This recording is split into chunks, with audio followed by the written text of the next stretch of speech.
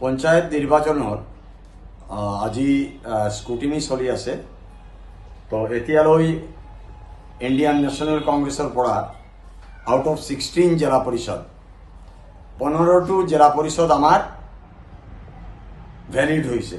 এটা জিলা পৰিষদ চানকিৰা জিলা পৰিষদটো in spite of having all kinds of documents, গোটেই ডকুমেণ্ট থকা সত্ত্বেও তাত কিবা কনস্পিৰেচি কৰি পেলাই নাজানো আমি আমাৰ যিজন প্ৰাৰ্থী আছিলে আমাৰ নমিনেশনটো ক্যান্সেল কৰা হল। আকৌ আমি কমপ্লেইন দিব বিচাৰিছিলো যে যিজন প্ৰাৰ্থী ভ্যালিড কৰিছে রিটার্নিং অফিসারে সেইজন প্রার্থীর মোর দেন 2 চাইল্ড আছে, দুজন চাই বেহি সন্তান আছে। তো এইটো আমি কমপ্লেইন দিব বিচাৰিছিলো। I had a talk with the deputy commissioner. Then deputy commissioner tell me that before starting of the scrutiny process, if anybody want to lodge any complaint, he will have to submit it before starting of the scrutiny process. তো আমি deputy commissioner এইটো কথা শুনি পেলাই আৰু একো কোৱা নাই আমি, কিন্তু এইটো আমাৰ সন্দেহ হৈ আছে কি এইটো কনস্পিৰেচি কৰি পেলাই ইন্টেনশনালি গভৰ্ণমেণ্টৰ ফালৰ পৰা হেঁচা মাৰি পেলাই আমাৰ ক্যান্ডিডেটজনক বাতিল কৰা হয়েছে। তো আমি এটিলৈ আমি এৰি নিদিও। এনেকা আজি স্কুটিনি শেষ হোৱাৰ পাছত আমি এইটো কোর্টত যাম এবং কোর্টত গৈ পেলাই আমি লোকেলি কোর্টত যাম, প্রয়োজন হলে আমি হাইকোর্টত যাম, আৰু যদি প্রয়োজন হয় আমি সুপ্রিম কোর্টত যাম। কারণ ডেমোক্রেসিত এনেকা যদি চলি থাকে democracy Bharat, we are the Indian National Congress meant for the democracy, meant for the socialism, meant for the secularism. কি চলি আছে আজিকালি এইটো? ইলেকশন কৰি পেলাই ফাইট কৰি আপোনালোকে জিতক, আমাৰ একো ক'বলৈ নাই।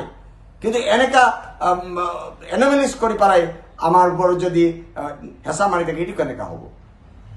এনেকা নচলে ন। পঞ্চায়েত নিৰ্বাচনৰ আজি স্কুটিনি চলি আছে। তো এতিয়ালৈ ইণ্ডিয়ান নেশ্যনেল কংগ্ৰেছৰ পৰা আউট অফ 16 জিলা পৰিষদ 15টো জিলা পৰিষদ আমাৰ ভ্যালিড হৈছে।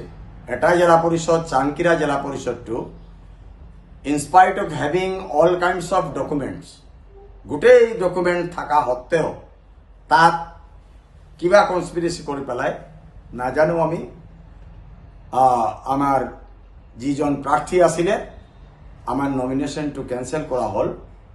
আকৌ আমি কমপ্লেইন দিব বিচাৰিছিলো যে যিজন প্ৰাৰ্থী ভ্যালিড কৰিছে রিটার্নিং অফিসারে সেইজন প্রার্থীর মোর দেন 2 চাইল্ড আছে, দুজন চাই বেহি সন্তান আছে। তো এইটো আমি কমপ্লেইন দিব বিচাৰিছিলো। I had a talk with the deputy commissioner. Then deputy commissioner tell me that before starting of the scrutiny process, if anybody want to lodge any complaint, he will have to submit it before starting of the scrutiny process.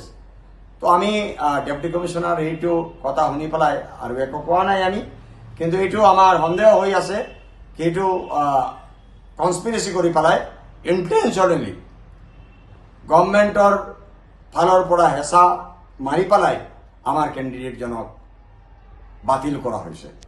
তো আমি এটিলৈ যিকোনো খবৰৰ বাবে যোগাযোগ কৰক 7099017330 লগতে 7099017110 নম্বৰত।